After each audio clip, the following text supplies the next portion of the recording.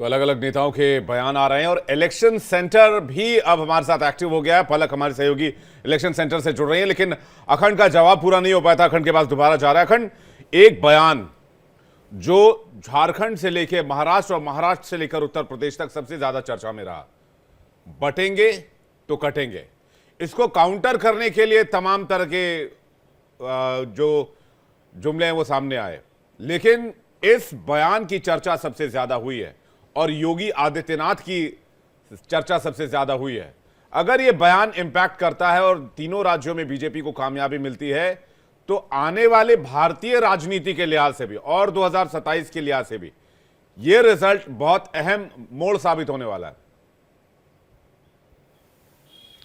बिल्कुल, ये बयान और खासतौर पे मुख्यमंत्री योगी आदित्यनाथ का वो कद जिस तरीके से बढ़ा है पिछले कुछ चुनावों की बात अगर करते हैं, लोकसभा चुनाव में जरूर बीजेपी को वो मनोवांछित फल नहीं मिला था जिसकी वो कामना कर रहे थे, लेकिन जिस तरीके से ये नारा उन्होंने जो दिया था 2024 के ही जम्मू कश्मीर और हरियाणा के चुनाव में, हरियाणा में जिस तरीके से कामयाबी मिली थी बीजेपी को, एक हारी हुई बाजी पलटी थी वहां पे, उस नारे को उसके सेंटर में रखा जाता है। और ऐसे में ही जैसे ही ये चुनाव की घोषणा हुई थी तो हमें याद आता है कि विनय सहस्त्रबुद्धे जो महाराष्ट्र के नेता हैं, उन्होंने सबसे पहले एक्स पे वो पोस्ट लगाई थी और उसी नारे को बीच में डाला था और मुख्यमंत्री योगी आदित्यनाथ का उनकी तस्वीर लगाई थी। तो ये जो नारा है वो कितना महत्वपूर्ण होने वाला था, ये उसी चुनाव के ऐलान के साथ ही समझ में आ गया था। इस बार जब चुनाव हुआ तो उत्तर प्रदेश की बात अगर करते हैं तो पूरा विक्रमादित्य मार्ग, जिसपे अखिलेश यादव का घर भी है, आवास भी है और जिसपे प्रदेश कार्यालय भी है, वो लगभग 1 किलोमीटर का पैसेज है। इतने नारे उस पे गढ़े गए इसके इर्द गिर्द, इसके जवाब में इसकी काट तलाशते हुए कि वो बेचैनी समझ में आती थी इस नारे का जो मुख्यमंत्री योगी आदित्यनाथ ने दिया था और जिस पर संघ ने मुहर लगाई, जिसके प्रधानमंत्री ने तारीफ की और उससे 2 कदम आगे बढ़ते हुए उन्होंने कहा था कि एक रहेंगे तो सेफ रहेंगे।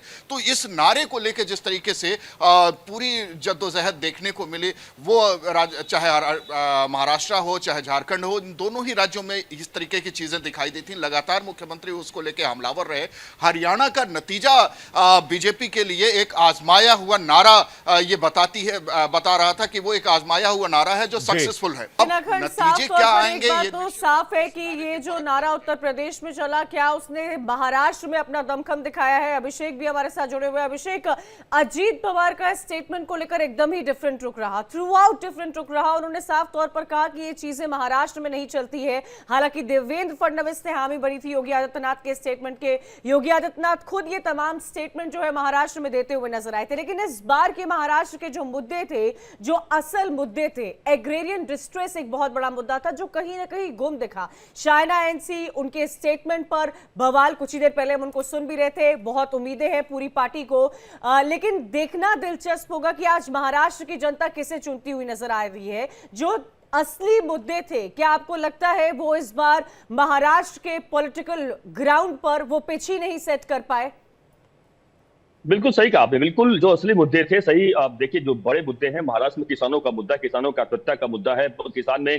किसान का जो फसलें हैं वह खराब होती हैं, जो सोयाबीन का, कपास का जो रेट है वो रेट सही तरीके से नहीं मिलता है। इसको लेकर किसान भारी पैमाने पर लगातार विद्रोह करते हैं। आपको याद होगा कि प्याज के जो भाव लगातार आसमान छू रहे हैं, प्याज के भाव को किस तरीके से कम किया जाए उसके ऊपर लेकर किसानों को लगातार नुकसान होता है। ऐसे तमाम वास्तव में मुद्दे हैं जिसको लेकर लोग यहाँ पर काफी ज्यादा परेशान हैं। लोगों का जो कहना है, इसके अलावा बेरोजगारी की बात, तमाम ऐसे मुद्दे थे जो वास्तव में मुद्दा बनना चाहिए था। इतना ही नहीं बल्कि बेरोजगारी अवसर मिलेगा किस तरीके से, औद्योगिक कितना आएगा, कितना इंडस्ट्री आएगी, तमाम बातों को लेकर कोई मुद्दा नहीं बन पाया। मुद्दा बना तो सिर्फ तमाम बड़े बड़े बयानबाजों के एक बयान आए जिसको लेकर बड़ा मुद्दा बना। यानी एक नेता अगर यहाँ बयान दे रहा, दूसरा नेता उस अपने रैली पे जमकर उनकी फटकार लगा रहा, उनकी बखिया उखेड़ रहा है। तमाम इस तरीके से बातें सामने आई। यानी पूरी जो चुनाव रहा महाराष्ट्र का चुनाव, वह पूरे बयानवीरों के ऊपर रहा कि कौन कितना बड़ा बयान दे रहा, किस तरीके से दे रहा है और उस तरीके से उसके ऊपर जो आरोप प्रत्यारोप चलता रहा।